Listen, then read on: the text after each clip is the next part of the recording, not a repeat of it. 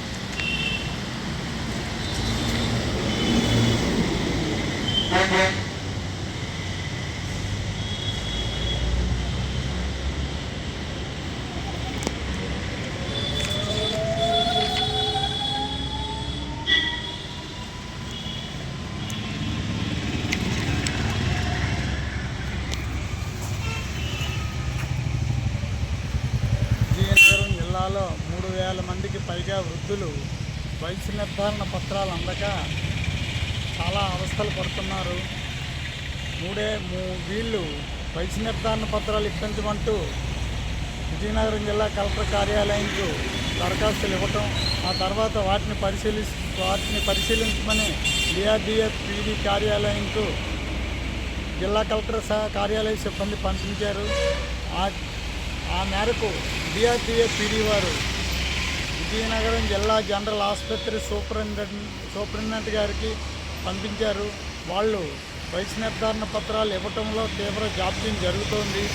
ఈ కారణంగా ప్రశాంత్ నగర్లో చివరి వీధిలో ఉన్నటువంటి కర్రి సూర్యనారాయణ అనే వ్యక్తి మరణించాడు.